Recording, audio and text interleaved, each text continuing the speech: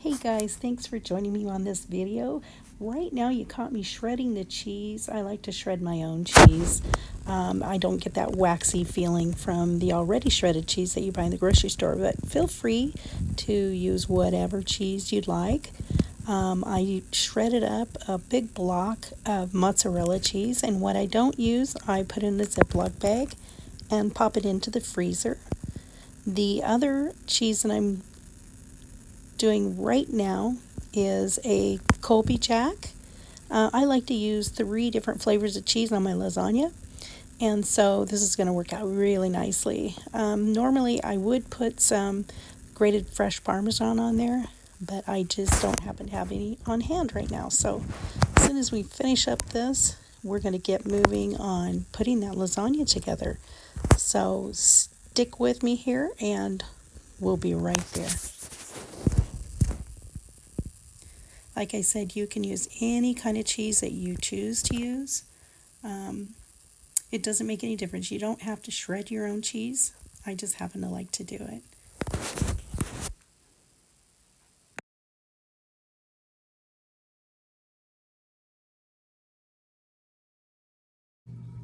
So for this lasagna, we have, I think this is a 9.5 by 11 baking pan, and this is what we're going to use to put our lasagna together. So I'm going to set that aside.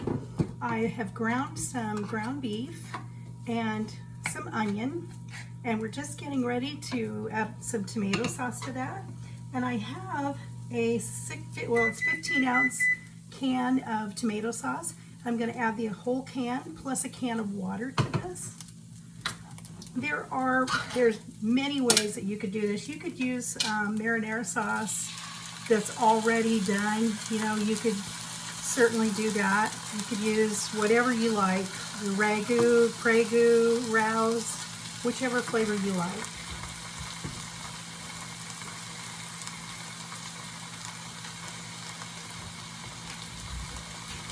I kind of have my easy go-to if I don't feel like, doing it from scratch with all the herbs.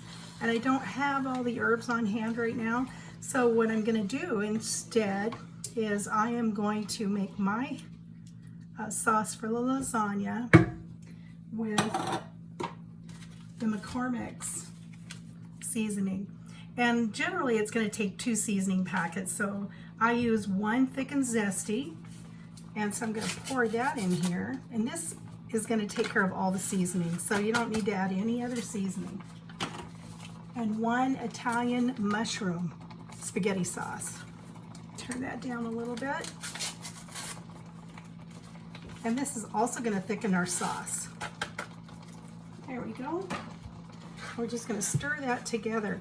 Now the ground beef I used about 1.5 pounds, and it's 85/15 is what I use. You could use whatever you have on hand. It really doesn't make any difference. It's just whatever you have that'll make your life easy. So what I'm going to do with this lasagna is, once it's finished and it's assembled, now that sauce needs to cook for about 5 minutes. But once the lasagna is assembled, and we put it in the oven, then I'm going to cut the slices once it's cool, and I'm going to freeze portions so that we have lasagna whenever we want it. So, and then all we have to do is just take it out of the freezer, put it on a plate, pop it in the microwave, and we're done. Now, I've done this recipe before in like single serving glass dishes that are about 3 inches tall and probably about a 5 by 5, and that works really well too, but I just didn't have enough of those today to do it that way. So we're just going to make the whole pan, and then we'll slice it and we'll put it away. So it doesn't make any difference. Whatever you have that will work, that's great. You can also use bread pans to make your lasagna. If you're just making a lasagna big enough for 2 people and you don't want a lot of leftovers, you'll still have a little, use a bread pan. So that really does help, as far as not having a ton of leftovers if you're not leftover folks by any means. So let's give that just a few minutes. And then we're going to start assembling.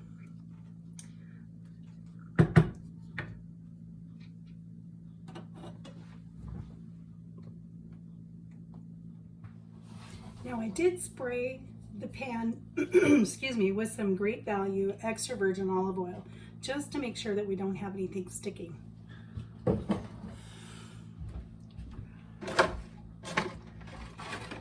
Okay, so we're going to start building our lasagna, and I have some oven-ready lasagna noodles that I picked up at Walmart, and we're going to use those today instead of cooking them on the stove, and these actually work pretty darn well. So let's get putting this thing together. So first thing I'm going to do is put a little sauce on the bottom of the pan, kind of help those noodles out.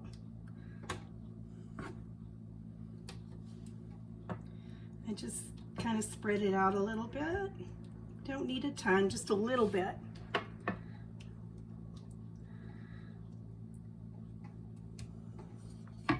So that's how much I put in there to start. And then we're going to start layering with our noodles.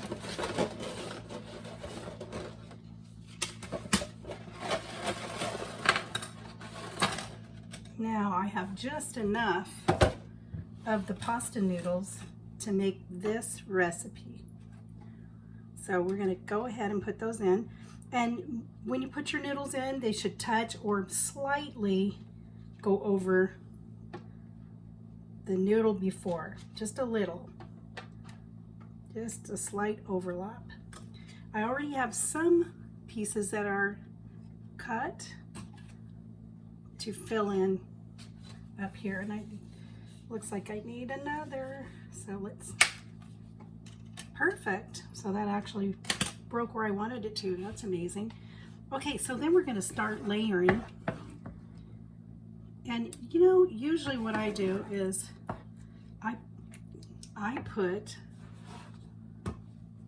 I use cottage cheese instead of ricotta. Now if you have ricotta cheese, feel free to go ahead and use that. We just prefer the cottage cheese. So I'm going to add it right into the meat mixture. And the reason I'm doing that is because it saves me a layering step, and it sure makes it a lot easier. So let's stir that around and get it all incorporated. It's all going to melt together anyway, so let's save ourselves a step.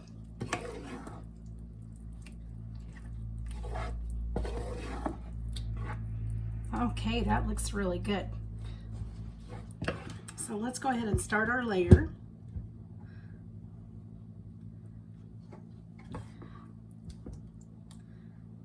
And the same way we did in the pan, just a little bit thicker, because we want to make sure that these noodles are nice and covered.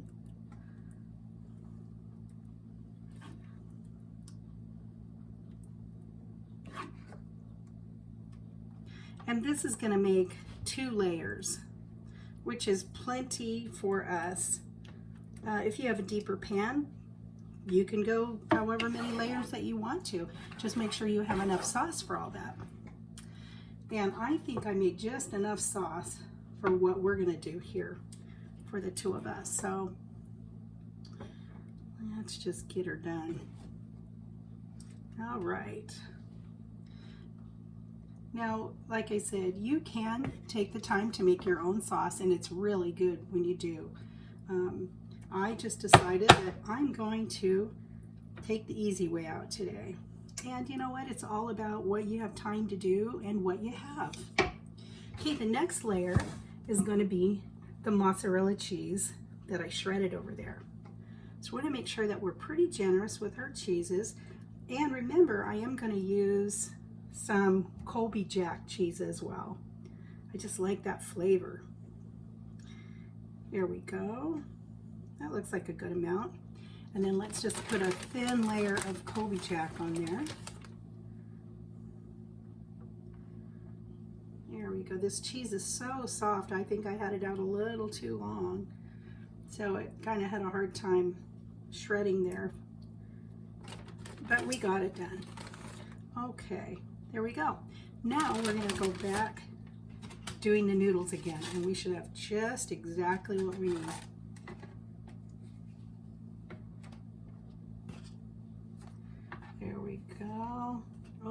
going to be a half a noodle short, but that's okay. I'm just going to put it in the middle like that. That'll be fine. Okay, now here goes the rest of the sauce.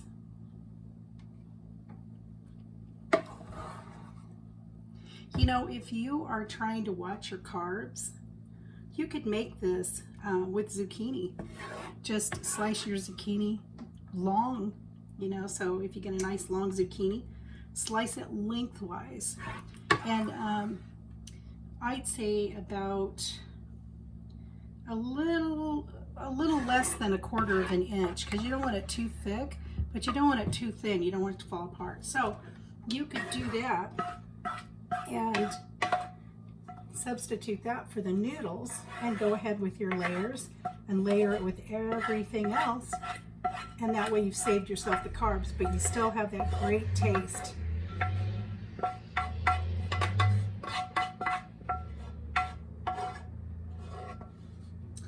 So your lasagna is made however you like it.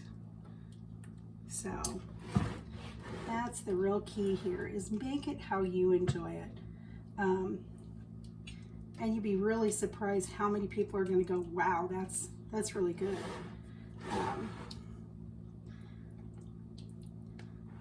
And you, like I said, you can use ricotta cheese, you can use cottage cheese, but the cottage cheese has a little milder of a flavor than the ricotta. Ricotta is okay, I don't mind it. It's just, I actually prefer the cottage cheese. So that's what we used. All right, so now we're ready for that last layer of cheesy goodness. So here we go. I did preheat the oven, by the way, to 375. We want to make sure that this heats thoroughly and it gets all melty and ooey gooey. So I guess I would probably start at about 30 minutes in the oven and see where you're at from there. And if it looks like it's bubbling all around the edges and the top is starting to brown or has browned quite a bit, then it's done. You want to go ahead and take that out. Don't overcook the lasagna, because then your top will get just way too crunchy. Hence, a good note I'll throw in here is make sure your noodles are completely submerged under all the sauce and the cheese. I could have probably used a little bit more sauce in this, but hey, it's what I had, so I used what I had. And I usually do put some fresh Parmesan shredded on the top, but guess what? I just checked and I'm all out, so there will be no fresh Parmesan on top of this baby. But that's not to say we're going to be short of cheese, because guess what? We loaded this baby with lots of cheese. Okay, I'm going to pop this into the oven for about 30 minutes and take a look and see where we're at. Okay, it's 30 minutes later and it's looking pretty good, not quite ready yet. So we're going to pop a little sheet of foil over the top so we don't overcook it, and put it back in the oven for about another 15 minutes. Okay, it is time to bring this lasagna out of the oven. Look at that. That just looks so good.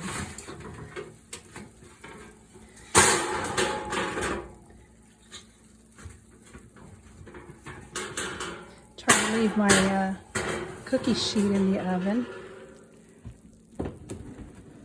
There it is. Doesn't that look yummy?